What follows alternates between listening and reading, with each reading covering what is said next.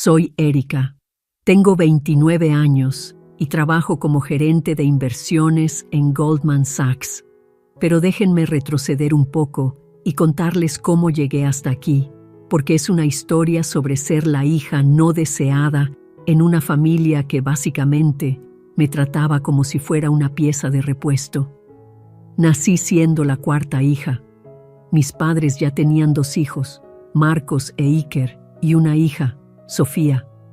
Para cuando yo llegué, ya estaban bastante hartos de todo el asunto de la crianza. Ubican esas familias que tienen al bebé de la casa y lo consienten hasta el cansancio. Pues esa no era yo. A mí me tocaban las sobras de todo. Cuando Marcos necesitaba ropa nueva, le compraban ropa nueva. Cuando Iker necesitaba una laptop para la escuela, ¡zas!, laptop nueva. Sofía quería clases de ballet. Claro que sí, princesa, pero cuando era mi turno, aquí tienes la chamarra vieja de Marcos, todavía te queda bien. Puedes usar el celular viejo de Sofía, funciona perfectamente. Iker ya no necesita su calculadora, te la puedes quedar. Lo peor ni siquiera eran las cosas heredadas, era el tema de la atención. Cuando Marcos entró al equipo de fútbol americano de la prepa, fue una celebración en grande, cena familiar, fotos, todo el numerito. Cuando Iker fue aceptado en la universidad de su primera opción, lo mismo. Un cuadro de Sofía fue expuesto en una galería local y mis padres invitaron a toda la familia para que lo vieran. ¿Y yo? Gané la Olimpiada Estatal de Matemáticas a los 15 años. ¿Saben qué dijeron mis padres? Ah, qué bien. Oye, cariño, ¿puedes ayudarle a tu hermana con su tarea de álgebra? Para cuando cumplí 16, ya le había agarrado la onda al juego. Nadie me iba a regalar nada, así que más me valía empezar a conseguirlo por mí misma. Conseguí una chamba en una lonchería del barrio después de la escuela. Salario mínimo, pero era mío. Lo primero que me compré con mi propio dinero fue un teléfono. No un iPhone de lujo, solo un smartphone básico que de verdad funcionara y no estuviera estrellado por 3 lados como el viejo de Sofía. Mis papás, de hecho, estaban contentos de que trabajara. Miren a Erika, qué independiente, le decían a la gente. Es muy madura para su edad. Lo que en realidad querían decir era, miren, ya no tenemos que preocuparnos por ella. Cuando cumplí 18 y estaba por graduarme de la prepa, sabía lo que se venía. A Marcos le habían pagado la universidad. A Iker le habían pagado la universidad. Sofía era 1 año mayor que yo. Y, ¿adivinen qué? Sí, universidad pagada. Pero cuando me senté con mis padres para hablar de mis planes, soltaron la bomba que ya me esperaba. Erika, mi amor, tenemos que ser honestos contigo, dijo mi papá. Ya hemos pagado la universidad de 3 hijos. Simplemente no tenemos el dinero para hacerlo de nuevo. Ni siquiera me sorprendió. Había estado ahorrando cada centavo de mi trabajo en la lonchería porque vi venir esto a kilómetros de distancia. Pero aún así dolió, ¿saben? Especialmente cuando lo dijeron como si fuera una especie de desastre natural que les acababa de pasar, no una decisión que ellos estaban tomando. Pero no te preocupes, añadió mi mamá. Eres tan inteligente y trabajadora. Estoy segura de que se te ocurrirá algo. Sí, gracias por el voto de confianza, mamá. Así que me partí el lomo en mi último año de prepa. Ya sacaba buenas calificaciones, pero me puse las pilas al máximo. Me metí a todos los clubes que pudieran verse bien en las solicitudes. Fui voluntaria en un refugio de animales. Di tutorías de matemáticas a otros chavos. Básicamente, me convertí en la candidata perfecta para una beca. Funcionó, en su mayor parte. Conseguí una beca del 70% para la carrera de administración en la universidad estatal, pero eso todavía dejaba un 30%, más alojamiento, más libros, más todo lo demás. Los números no cuadraban, ni siquiera con mi chamba en la lonchería. Fue entonces cuando me tragué mi orgullo y le llamé a mi tía Linda. Es la hermana de mi papá y siempre había sido diferente a mis padres. Linda nunca tuvo hijos y siempre le fue muy bien en su carrera. Era una especie de ejecutiva de marketing y vivía en una casa bonita como a 1 hora de distancia. Tía Linda, le dije cuando contestó el teléfono, necesito pedirte ayuda con algo y entiendo perfectamente si dices que no. Le expliqué toda la situación. La beca, los costos restantes, la negativa de mis padres a ayudar. Le dije que le pagaría todo en cuanto pudiera, con intereses si quería. Linda se quedó en silencio por un buen rato. Luego dijo, Erika, he visto cómo tus padres te han tratado como si fueras un cero a la izquierda toda tu vida. Por supuesto que te voy a ayudar, y no necesitas pagarme de inmediato. Concéntrate en tus estudios. De verdad que me puse a llorar en el teléfono.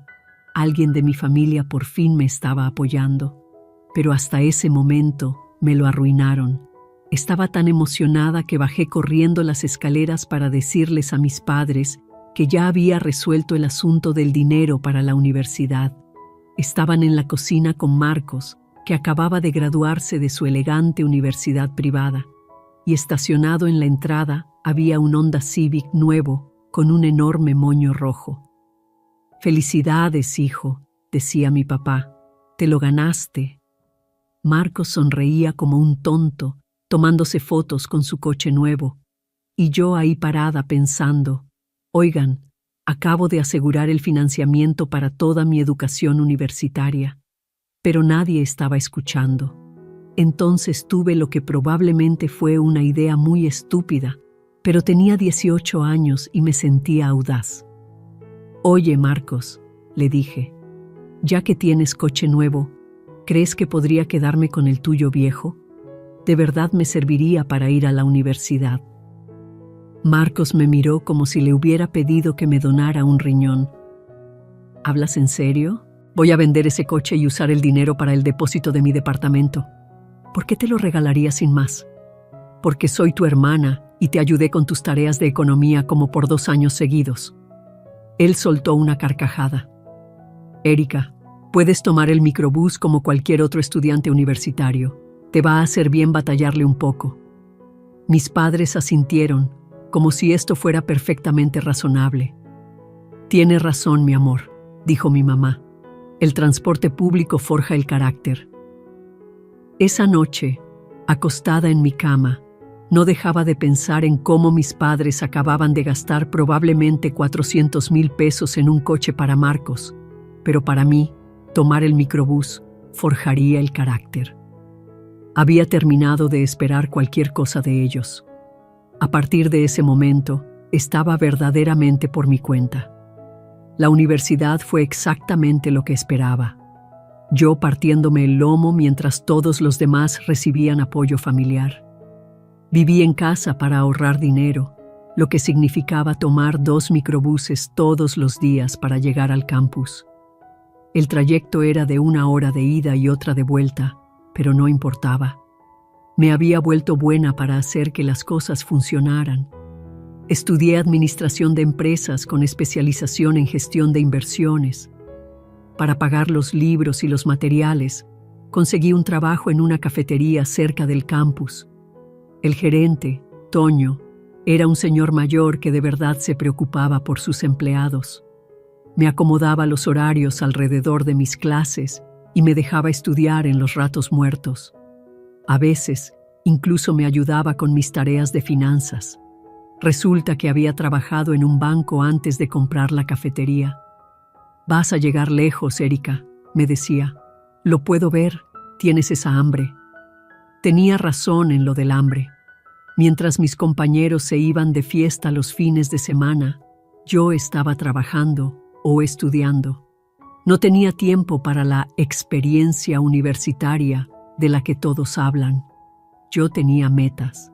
Mientras tanto, en casa, la dinámica familiar se volvió aún más extraña. Marcos se casó con su novia de la universidad justo después de graduarse.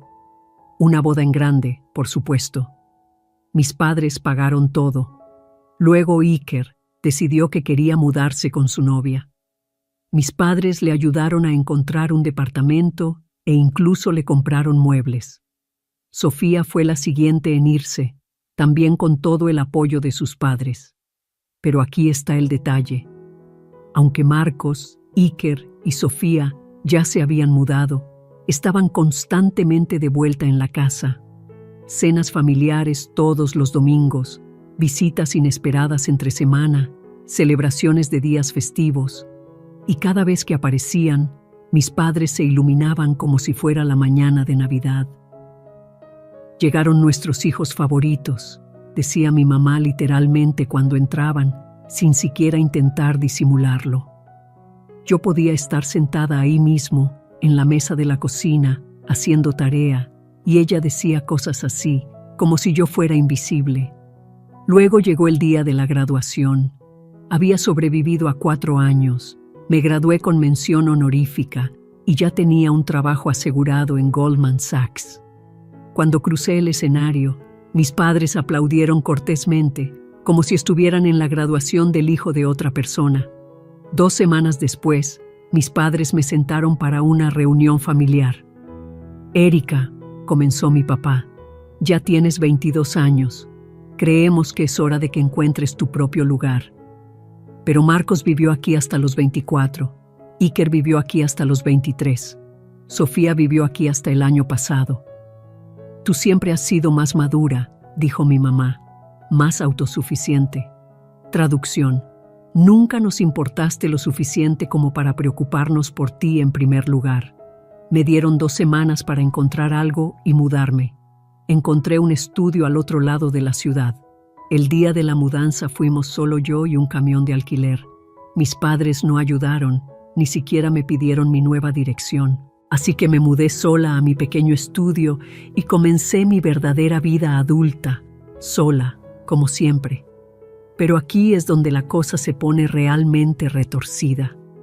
Después de que me mudé, mis padres dejaron de invitarme a los eventos familiares. Navidad, Semana Santa, cumpleaños, nada.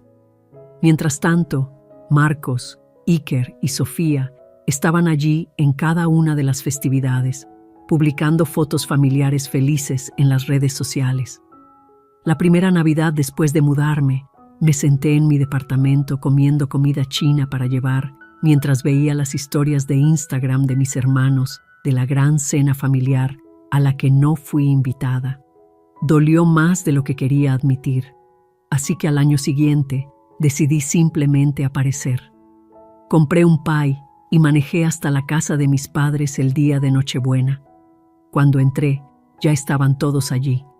Marcos con su esposa, Iker con su novia, Sofía con su novio, mis padres, todos sentados alrededor de la mesa del comedor. La habitación se quedó en silencio cuando entré. «Oh», dijo mi mamá, «Erika, no te esperábamos». «Traje pie», dije, levantando la caja.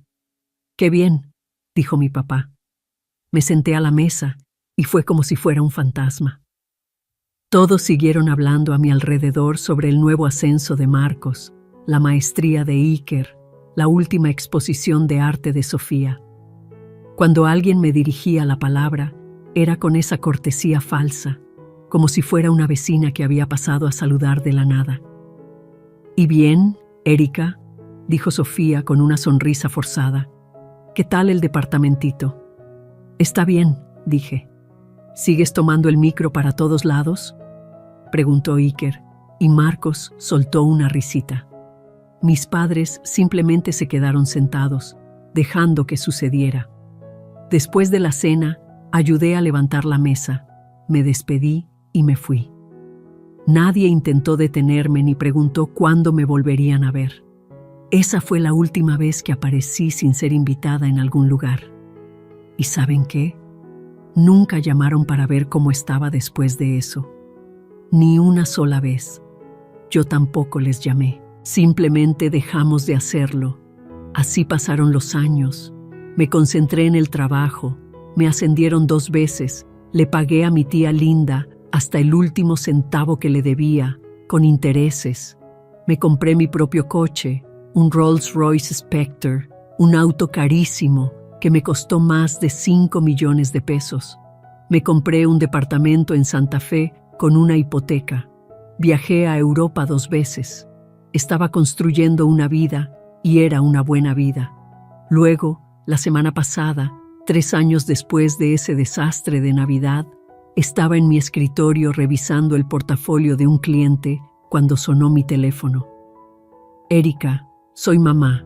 Escucha, tu tía abuela Dorita viene de visita este fin de semana.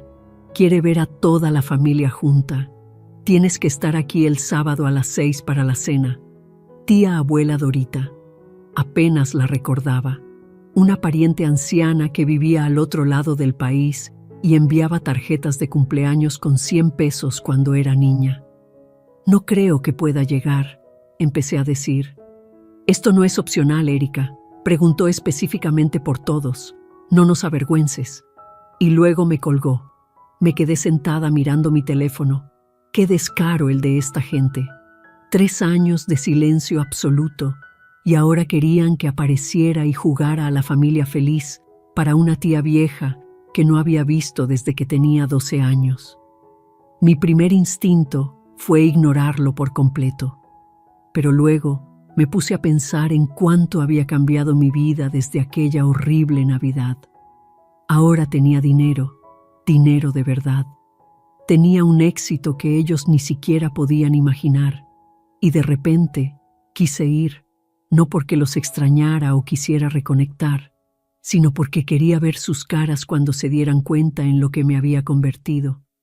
Quería verlos entender que la niña que habían desechado era ahora más exitosa que cualquiera de sus preciosos favoritos. Sí, iría a la cena. Esto iba a ser divertido. El sábado llegó más rápido de lo que esperaba. Pasé demasiado tiempo eligiendo qué ponerme. Quería verme bien, pero no ostentosamente cara. Me decidí por un sencillo vestido negro que costaba más que la renta de la mayoría de la gente, combinado con joyas discretas que en realidad valían una pequeña fortuna. Para cualquiera que no supiera de moda, me vería modesta. Para cualquiera que sí supiera, reconocería la calidad. Decidí estacionar mi Rolls Royce en el estacionamiento de un centro comercial cerca de la casa de mis padres y caminar el resto del camino. Quería controlar la revelación. Todo esto iba a ser una obra de teatro y yo era la directora. Caminar hacia la casa de mi infancia se sintió surrealista. Pude ver el Honda de Marcos y el Toyota de Iker estacionados afuera, junto con lo que supuse que era el Tsuru destartalado del novio de Sofía. Todos coches bastante modestos, tal como los recordaba. Toqué el timbre como una extraña, que supongo que ahora lo era. Mi papá abrió la puerta y por una fracción de segundo vi una sorpresa genuina cruzar su rostro.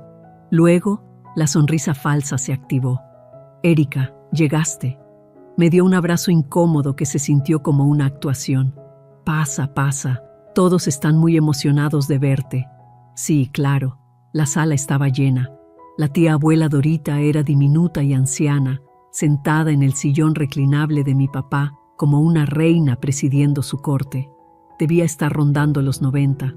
Marcos estaba allí con su esposa, Emma, a quien había visto quizás 2 veces. Iker había traído a su novia, Melissa, y Sofía estaba con su novio, Daniel.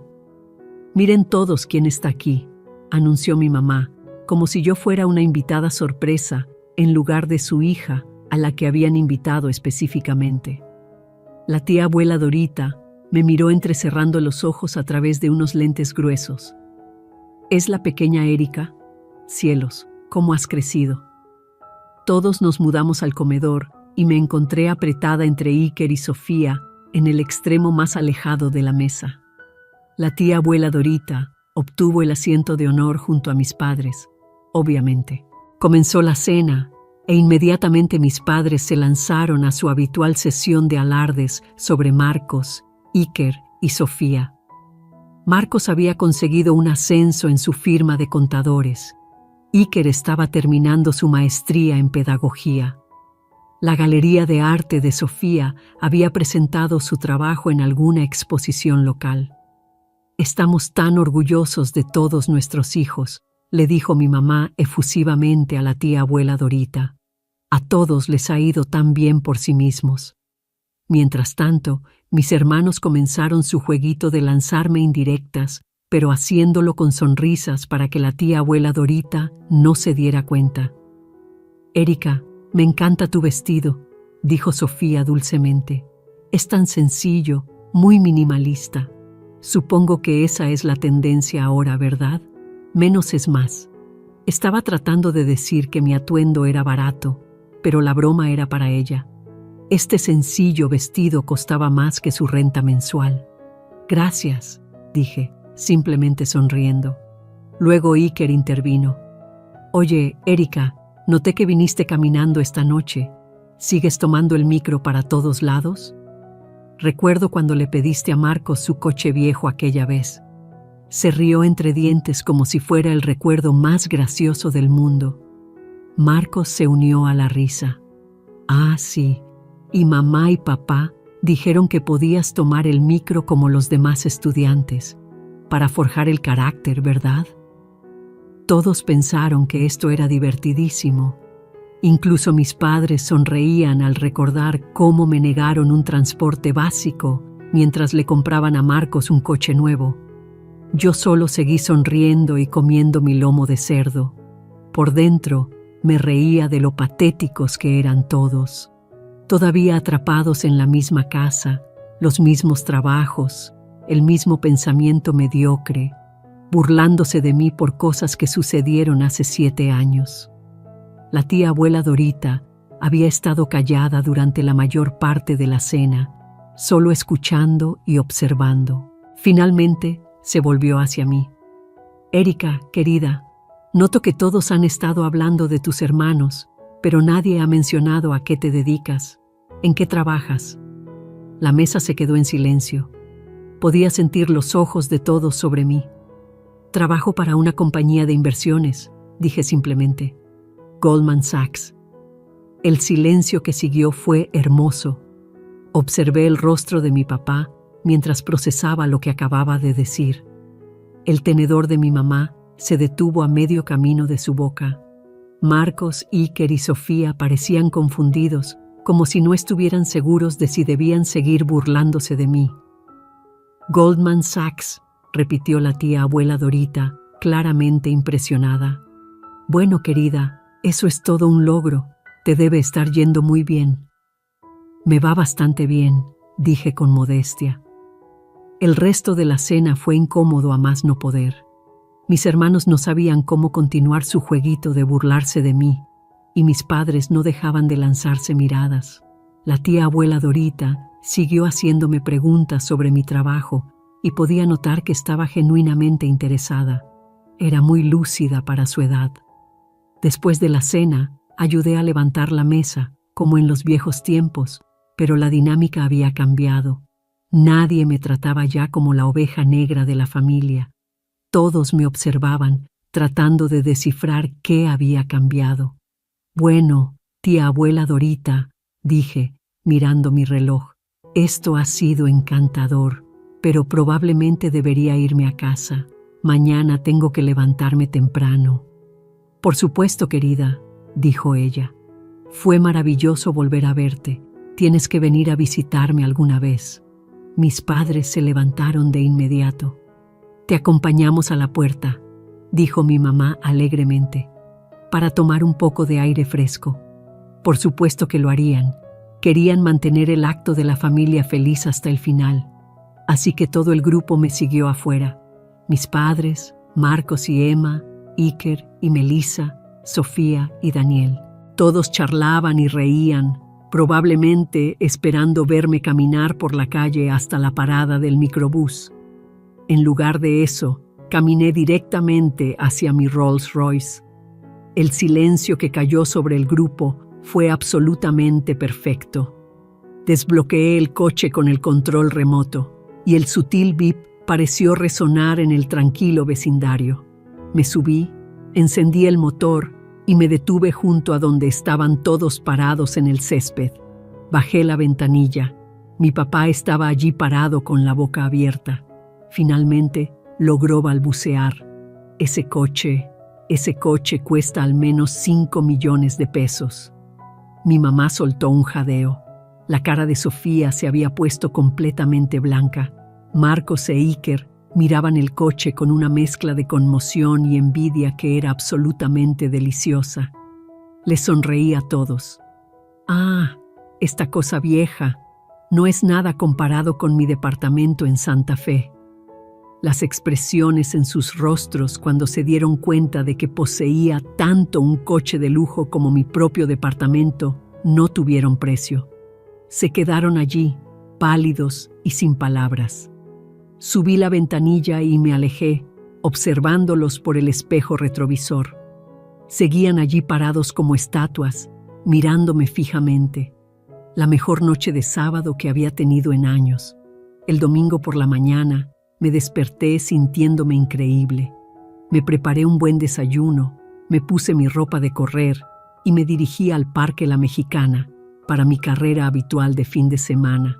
El clima era perfecto y todavía estaba en una nube por lo de la noche anterior. A mitad de mi carrera, mi teléfono comenzó a vibrar como loco. Primero mi mamá, luego mi papá, luego Marcos, luego Iker, luego Sofía. Llamada tras llamada tras llamada. Ignoré cada una de ellas y seguí corriendo. Después de correr, me invité a un brunch en un cafecito mono cerca del parque. Fue entonces cuando finalmente miré mi teléfono. 23 llamadas perdidas y unos 15 mensajes de texto, todos de mi familia. Los mensajes eran hilarantes. De repente, todos eran supereducados e interesados en reconectar. Mamá: Erika, mi amor, deberíamos juntarnos pronto para ponernos al día como se debe. Me encantaría ver tu departamento. Sofía: hola, hermanita. He estado pensando que deberíamos vernos más. Quizás ir de compras alguna vez.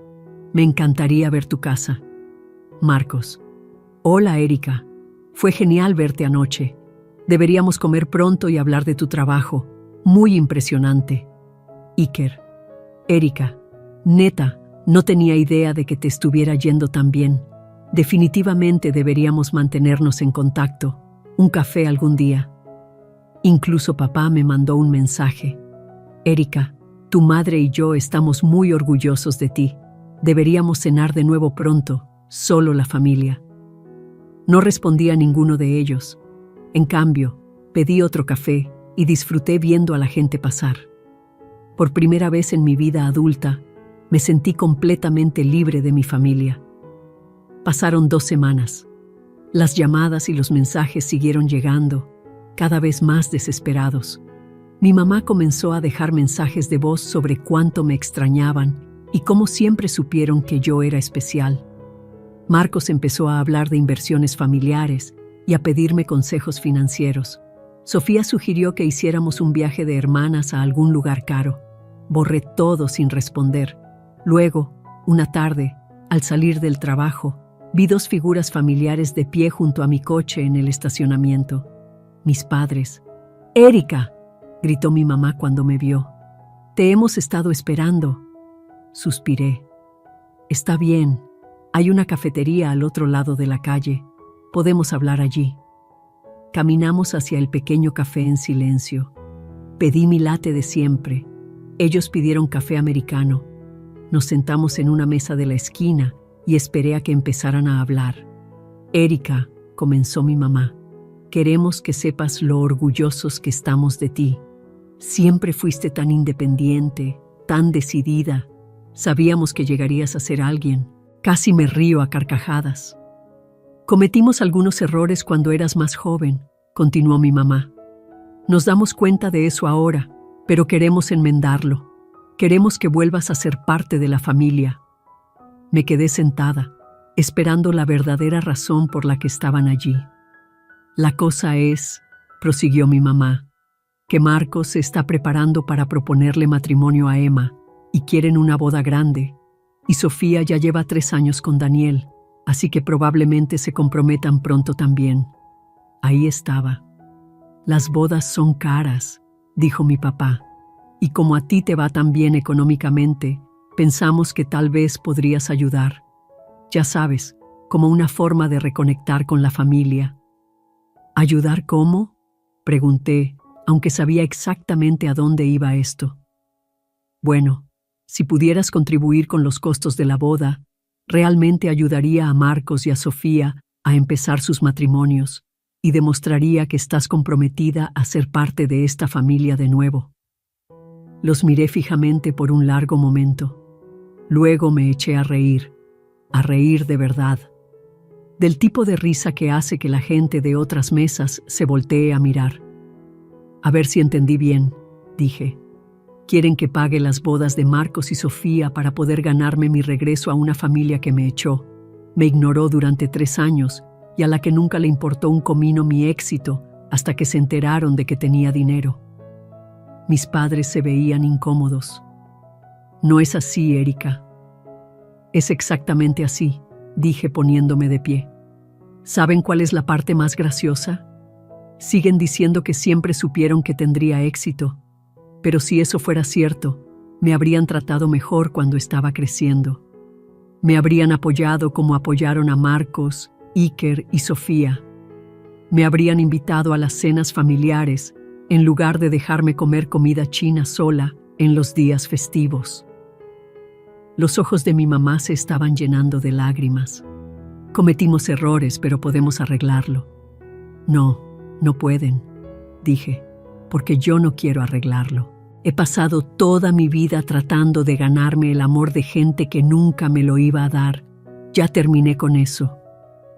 Tomé mi bolso y salí de la cafetería.